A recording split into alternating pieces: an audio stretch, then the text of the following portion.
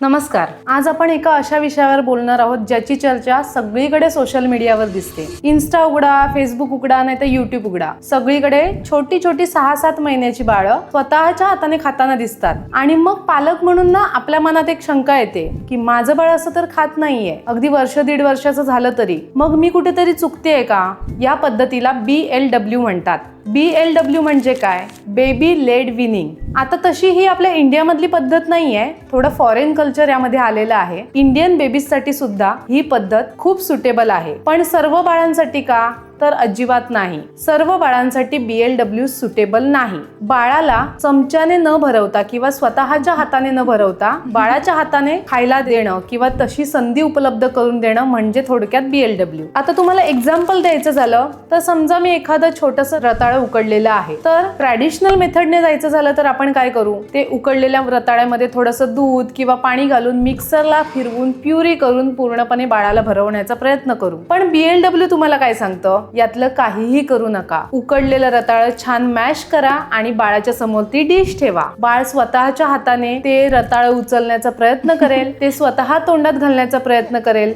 म्हणजे हँड आणि mouth coordination सुद्धा समजेल. आता या सगळ्यामध्ये ना एक मोठा गैरसमज आहे की BLW म्हणजे नो प्युरीज. असं काहीही नाही. तुम्ही प्युरी देऊ शकता. थोडी ट्रॅडिशनल मेथड, थोडी मॉडर्न मेथड वापरून सुद्धा BLW करता येतं. आज सोशल मीडियामुळे ना प्रत्येक पालकांवर एक प्रेशर आलेलं आहे की माझं बाळ त्या बाळाने खातंय तसंच सगळं 6 महिन्यात एका जागी बसून शांतपणे खाल्लं पाहिजे. प्रत्येक बाळ वेगळं असतं, प्रत्येक बाळाभोवतीचं एन्व्हायरमेंट वेगळं असतं आणि अशा वातावरणामध्ये प्रत्येक बाळाला सेम वागणं शक्य होणार नाही. काही मुलं खूप लवकर कॅच करतात, म्हणजे अगदी 6, 7, 8 महिन्यापर्यंत स्वतःच्या हाताने खूप छान खायला लागतात. तर काही मुलांना ते सर्व अचीव करण्यासाठी थोडा अजून वेळ लागू शकतो आणि तो वेळ तुम्ही पालक म्हणून देणं गरजेचं आहे. आता सर्वात महत्वाचा प्रश्न, BLW साठी माझं बाळ तयार आहे हे कसं ओळखायचं? बरेच पीडियाट्रिशियन तुम्हाला सजेस्ट करतात की 6 महिन्यानंतर विनिंग स्टार्ट करा. त्यांचं मत कन्सिडर करून मगच हा निर्णय घ्या. पण बाळ सुद्धा तुम्हाला काही साईन्स देत असतं. पहिलं साईन म्हणजे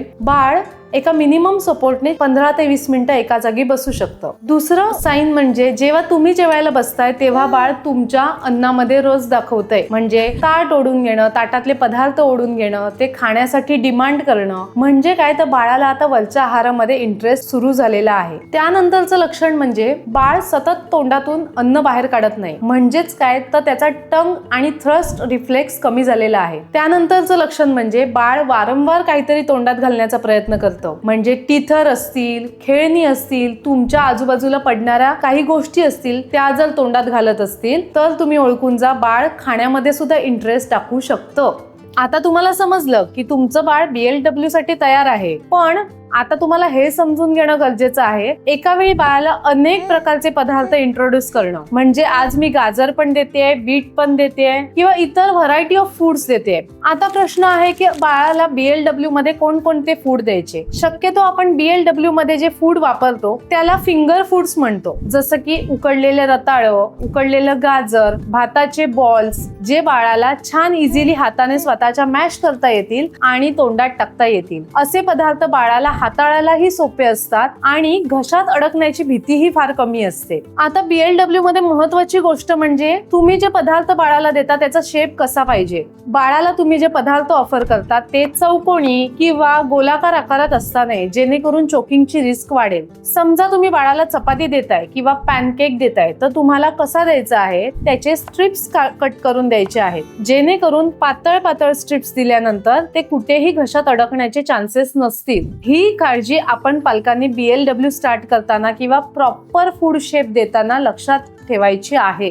आता सर्वात महत्वाचा प्रश्न, बाळाचं अन्न चविष्ट करण्यासाठी मीठ, साखर किंवा इतर गोड गोष्टींची गरज आहे का? अजिबात या गोष्टी आहारामध्ये समाविष्ट करायच्या नाही. तुम्ही बाळाला जितकं साधं पचपचीत जेवण सुरुवातीला देणार, म्हणजे काय? थोडक्यात टेस्टलेस जेवण जितकं तुम्ही बाळाला प्रोव्हाइड करणार तितकं बाळ तुमचं भविष्यात जाऊन सर्व चवी एक्सेप्ट करणार. आता बऱ्याच पालकांची ना या बाबतीत बरीच कंप्लेंट असते की माझं बाळ खातच नाही. बाळ हे लर्निंग प्रोसेस मध्ये आहे, त्याला वेळ द्या. पहिल्यांदा तर सुरुवातीला तुम्हाला असं दिसेल की बाळ अन्न घेत घेतय प्लेटमधून, खातय कमी, जमिनीला जास्त वाढतंय, फेकून देतय प्लेट. पहिल्या वेळी डोक्याला असेल, केसाला असेल, तुम्हाला 10 वेळा बाळाला अंघोळ घालावी लागेल, 10 वेळा तो आजूबाजूचा जो परिसर आहे तो साफ करावा लागेल. तर अशा बऱ्याच गोष्टी होणार, पण हे वर्थ आहे. आता तुम्ही म्हणाल, माझं बाळ ताट घेऊन बसल्यापासून त्याने किती वेळात सगळं खाणं संपवलं पाहिजे. पहिली गोष्ट एक लक्षात द्या की तुम्ही जेव्हा बाळासमोर ताट ठेवता तेव्हा तुम्ही दिलेलं ताटात अन्न आहे तेवढं सर्व संपवलं पाहिजे असा आग्रह बिलकुल नको. बाळ छान बसतंय तर किती वेळ त्याचं जेवण चालू द्यायचं, तर 20 ते 30 मिनिटं खूप झाली. जर तुम्हाला असं वाटतंय की बाळाने फार कमी खाल्लेलं आहे तर फिडिंग हा एक महत्वाचा सोर्स 1 वर्षापर्यंत आहेच, पण सॉलिडच खाण्यासाठी बाळाच्या मागे चमचा घेऊन अजिबात धावू नका. बाळावर खाण्यासाठी जबरदस्ती करू नका. बरीच मुलं अशी करतात की ताट बघितलं की अगदी पळून जातात. का तर या गोष्टीमुळे माझ्यावर जबरदस्ती होते. सो नो फोर्स फिडिंग हा एक आयडियल रूल कायम लक्षात ठेवा. आता BLW स्टार्ट केल्यानंतर प्रत्येक बालकांच्या मनात एकच भीती असते की मी दिलेलं अन्न बाळाच्या घशात अडकलं तर. आता यामध्येही 2 फॅक्टर आहेत. पहिला म्हणजे गॅगिंग, दुसरा म्हणजे चोकिंग. आता गॅगिंग म्हणजे काय? गॅगिंग होणं नॉर्मल आहे का? तर हो, अतिशय नॉर्मल आहे. बाळ आतापर्यंत पूर्णपणे आईच्या दुधावर असतं आणि ते लिक्विड डाएट असल्यामुळे सॉलिड घेताना थोडंसं घशामध्ये त्याला अडकल्यासारखं वाटू शकतं. मग अशा वेळी बाळ काय करतं की ते अन्न बाहेर काढण्याचा प्रयत्न करतं आणि हे अन्न बाहेर निघून जातं. पण अशा वेळी पालकांनी एक चूक अजिबात करू नये. जेव्हा तुम्हाला असं वाटतं की बाळाला गॅगिंग होतंय तर बरेच पालक काय करतात, आपलं बोट बाळाच्या घशात काढून अन्न बाहेर काढण्याचा प्रयत्न करतात. अशा वेळी मात्र धोका असतो चोकिंगचा. तुम्ही जेव्हा बाळाच्या तोंडामध्ये बोट घालता आणि ते अन्न बाहेर काढण्याचा प्रयत्न करता तेव्हा बऱ्याचदा ते अन्न आत जाऊन श्वसन नलिकेत अडकण्याचा धोका जास्त असतो. त्यामुळे असं काहीही न करता बाळाचा वेळ बाळाला द्या, त्याला शांत होऊ द्या आणि मगच पुढच्या प्रोसिजर कडे जा. आता दुसरा प्रकार म्हणजे चोकिंग. चोकिंग ही एक इमर्जन्सी कंडिशन आहे. अशा वेळी बाळाला रडता येत नाही, बाळाला अन्न बाहेर फेकता येत नाही, बाळ काळं निळं पडल्यासारखं दिसतं, बाळाचा श्वास थांबतो, बाळ गुदमरल्यासारखं दिसतं आणि असे जर काहीही सायन्स तुम्हाला बाळामध्ये दिसत असले तर लगेच उठून डॉक्टरकडे बाळाला नेणं कधीही बेस्ट. आता काही चोकिंग हॅझर्ड सुद्धा असतात जे आपण पाहिले पाहिजेत. म्हणजे बाळाला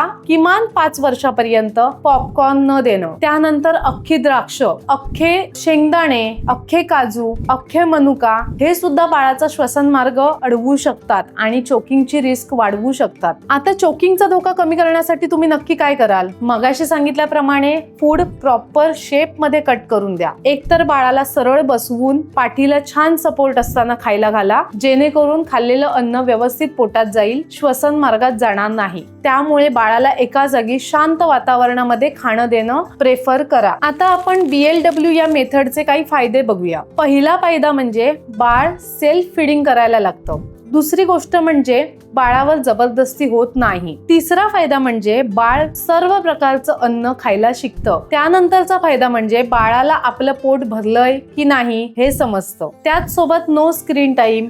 BLW स्क्रीन टाइमला अजिबात प्रमोट करत नाही. BLWचा नेमका उद्देश फक्त सेल्फ फीडिंग किंवा या इतर गोष्टी नाहीयेत. तर नक्की काय आहे? बॅलन्स्ड फूड बाळाच्या शरीरात जाणं. BLW तर ठीक आहेच, पण त्याच सोबत ट्रॅडिशनल विनिंग सुद्धा वाईट नाही. पण जेव्हा तुम्ही ट्रॅडिशनल मेथड आणि BLW याचा योग्य मेळ साधून बाळासाठी एक सुंदर फूड जर्नी स्टार्ट करून देता, ती नक्कीच बाळाच्या पूर्ण आयुष्यात उपयोगी पडते. आणि असं केल्याने तुमचं बाळ खूप छान खायला लागतं. स्पर्धेच्या युगात किंवा इतरांची बाळं खातायत म्हणून आपलंही बाळ तसंच खाल्लं पाहिजे याच्या मागे धावू नका. तुमच्या बाळासाठी योग्य काय आहे तुमच्या डॉक्टरांचं मत लक्षात घेऊन नक्की निर्णय घ्या. तुम्हाला जर का माझा हा व्हिडिओ आवडला असेल तर लाईक करा, कमेंट करा आणि इतर पालकांसोबत शेअरही करा. आणि अशाच नवनवीन व्हिडिओसाठी आपल्या चॅनलला सबस्क्राईब करा.